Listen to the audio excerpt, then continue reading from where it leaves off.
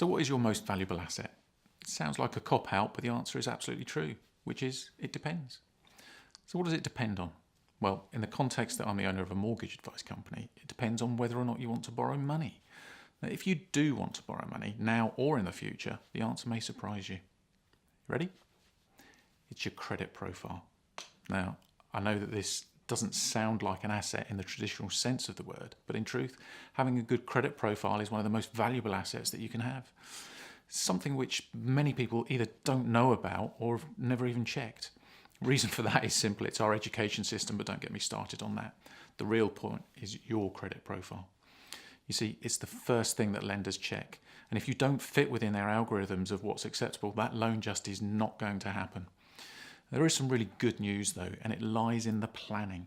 The key is to start the process early, talk to the experts and understand what you're looking at, what it means and how to improve it. And what I'm going to go through now is a tried and tested way to maximise your attractiveness to lenders. First of all, get a copy of your full credit report. There are 3 avenues for this. The biggest provider is Experian. You can reach them at experian.co.uk. Next on the list is Equifax, and they can be reached at equifax.co.uk. The other one is Noddle, which is noddle.co.uk, which is the front end name for Cool Credit. It's not quite as comprehensive as the other more established brands, but it is free. Next, analyse your report and boost your profile. It's super important that you get your full report rather than just a score. Why? Well, the score is merely that provider's application of their own algorithm. The important stuff is in the detail behind the score, the individual conduct on each account, whether you're on the electoral roll, the number of addresses, the accuracy of the information.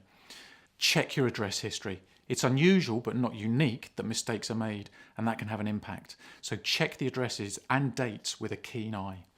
Check all of your accounts. If you have an old account that you don't use anymore, get it closed off. Are you up to date on all your payments?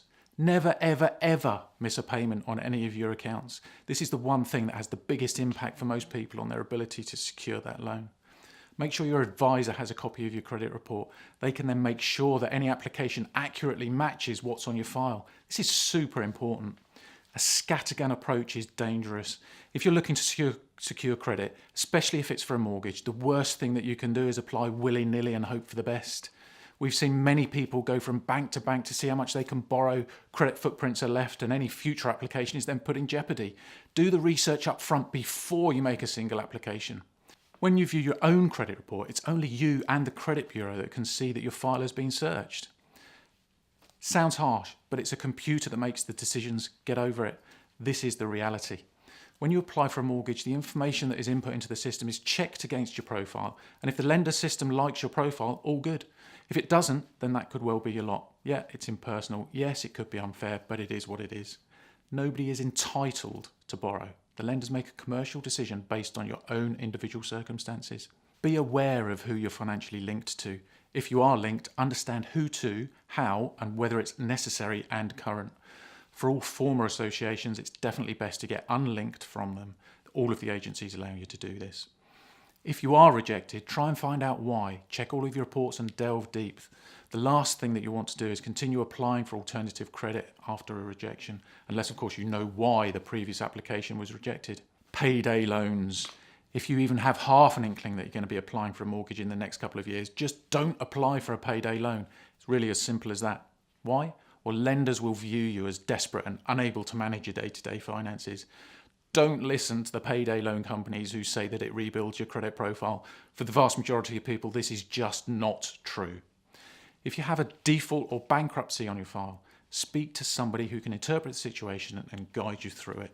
Last on the list is to protect your profile. We've already established that your profile is up there with your most important assets, certainly if you're looking to borrow money.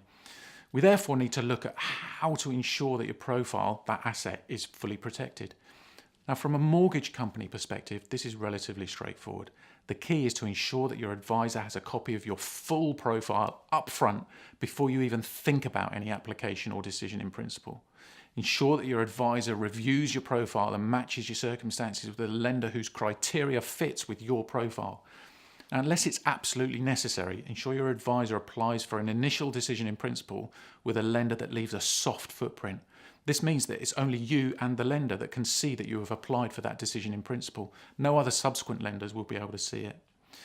Now, you know the basics now of your credit profile and just how valuable an asset it is. We're here to help. If you have any questions at all, just give us a call.